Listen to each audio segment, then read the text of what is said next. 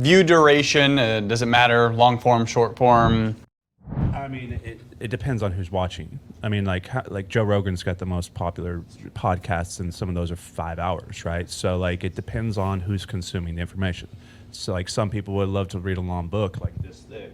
Some people would never touch that book, right? And they may read a short book. So it's all about the difference in the person. But like on like a mass, like if you measured everything, I used to do about 10 to 12, 10 to 15 minute videos.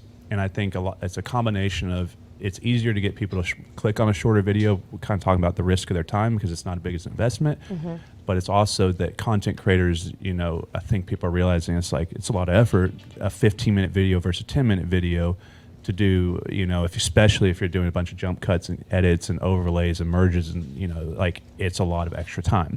So you're seeing, I think that's why like a lot of people are using TikTok and so many short form content because they can get more pieces of content out. It's easier to create more content. So I do see, and then also, you know, YouTube's rewarding people now for being able to double monetize videos with shorter form content. Was it 8 minutes now instead of 10?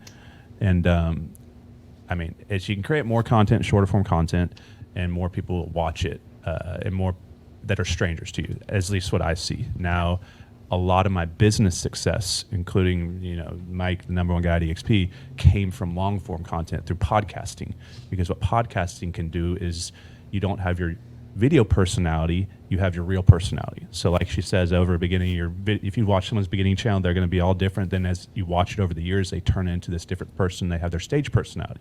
But when they get on camera on YouTube or on stage, or you meet us around a group, they have their real personality because they're being asked questions lifetime. So it's more authentic, and plus you get to hear more of that person's story, more about what they do instead of, you know, so it's all kind of relative, and I know it's going to bounce around, but I'm just trying to give you different ways of thinking about it. But yes, I try to keep my videos like under 10 minutes if I'm going to do YouTube now. And you can do both. Like, I mean, if you're doing a video on how to change your rotors, like, you kind of got to watch the whole thing. And if that's a 15-minute video, like, and I did the same thing. I had to replace a carburetor and a pressure washer. And where did I go? YouTube University. And I watched the whole thing. And I had to rewind. I'll probably watch that thing 5 times.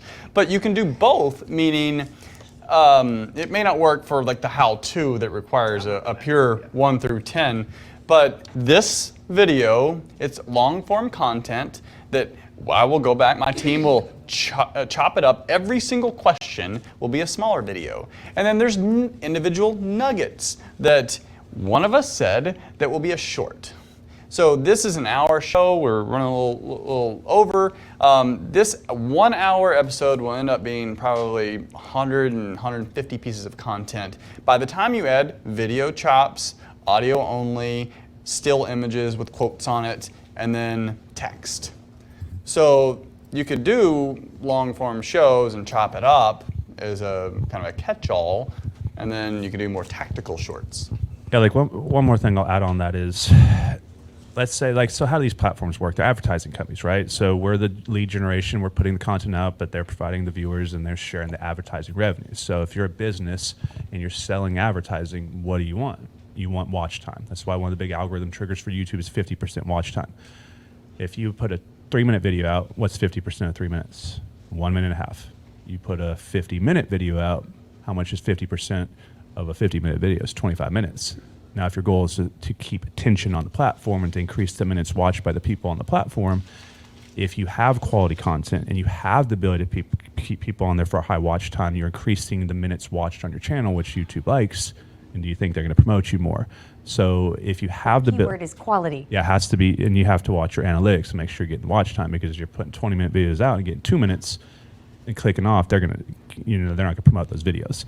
So I would watch your video content in relationship to watch time to see how much people are watching, and if they're staying on a video for 10 minutes, maybe extend the video a little bit longer. And the other thing, if you really scale a channel and you want to create ad share, or what is AdSense revenue sharing, you can run embedded ads inside a video.